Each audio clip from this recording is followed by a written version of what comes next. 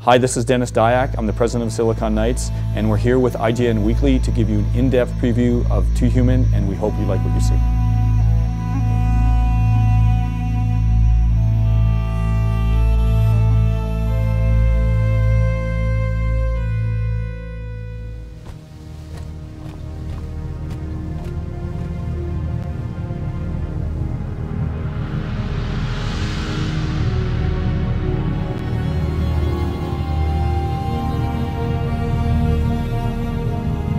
Into the pool, concentrate on the surface.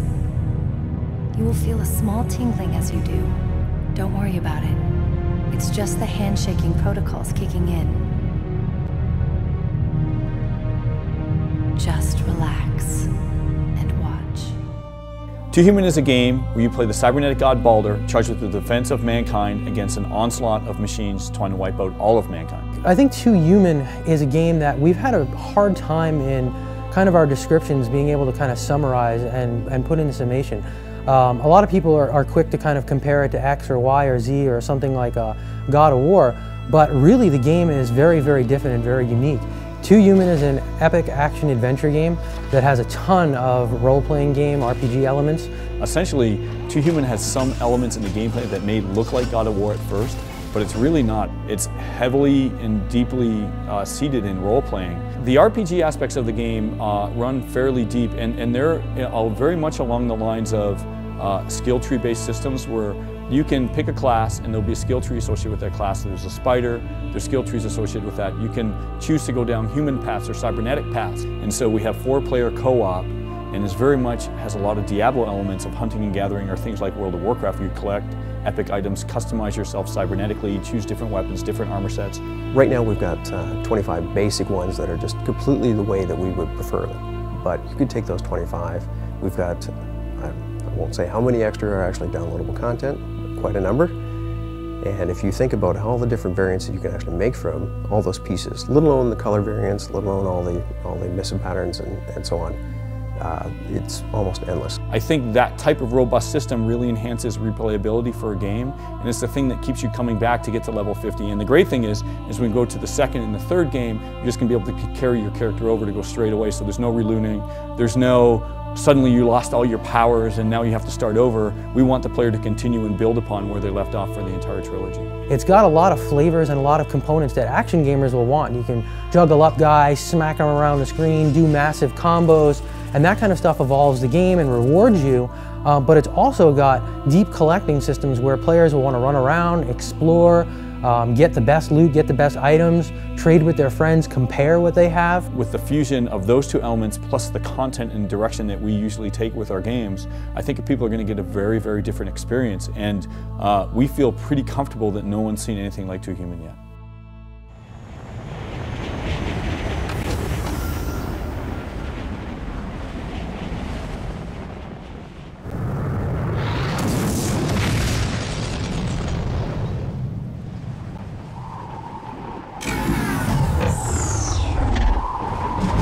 You saw how well Lord of the Rings went over. This is like Tolkien. This is based on a lot of the old Norse mythology. At the same time, like Lord of the Rings, this thing is epic. There's a reason why we're making it a trilogy.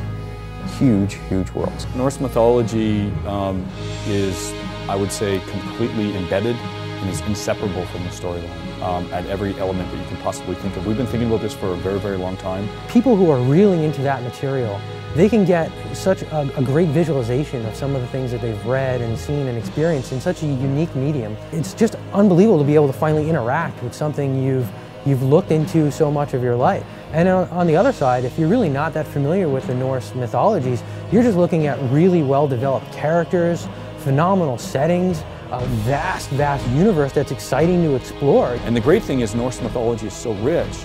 You have ice forests, you have all these different places that you can go.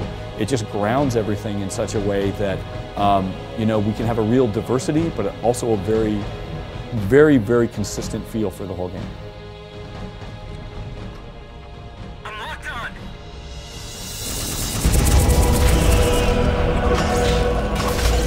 I think one of the most innovative things about the control scheme is that most of the melee combat takes place purely on the right analog stick.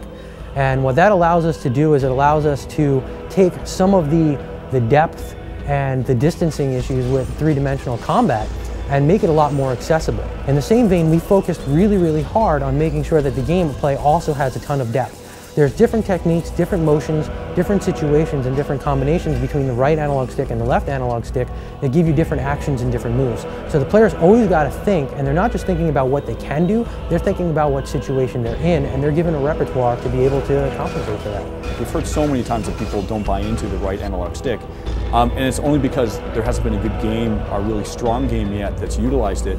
We feel really confident we're going to be there. I like to say we're fusing some Eastern philosophy where we have a lot of Twitch gameplay from a lot of the Japanese games, where games like, say, Devil May Cry, where we really are balancing that gameplay, and those skills and different combinations and how to jump and how to air hover are doing different kind of combos you can get during the skill trees as you level up.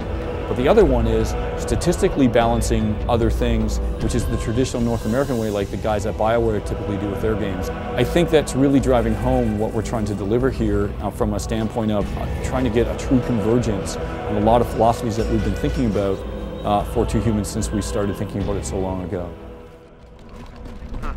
It's a long way down. I can't even see the bottom. You will if you don't shut up, Private. Nothing but ghosts here, First Wolf.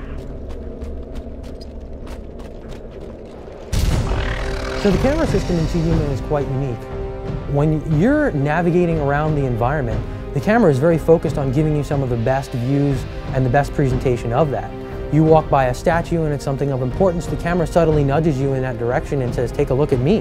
One of the things about the interactive camera system combined with the control scheme is we wanted to talk the language of cinema for the gamer. So you can see as we go around this corner, there's no buttons to hit, the camera just intuitively picks things for the player to look at if he desires so.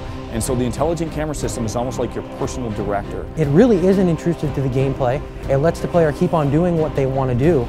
And primarily, it takes the focus off of constantly having to move and adjust the camera, which is something that even as an experienced gamer, I have a hard time fighting and moving the camera myself. What makes the adaptive camera so strong is that it knows the situation you're in. So the way it presents something to you while you're navigating may not be the same way it presents something to you in combat. So when you do close-in melee, the camera zooms in, we do a depth of field, and so you're only focusing on the things that are close to you. It's those kind of things, that language of film that people have been trained through for Hollywood, those are the things that I think are really going to make the game stand out.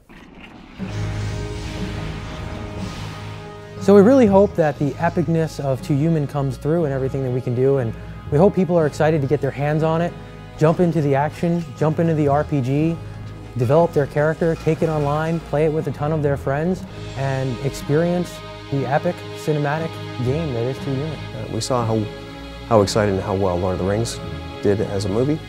Well, let's take it interactive. Let's play with your friends and put you in something that's, equally expansive, except we could keep adding to it. We feel good about the direction that we're taking, and we do feel that we're going to offer a very solid experience, entertainment experience for people where anyone will be able to pick it up and play and enjoy what we've created.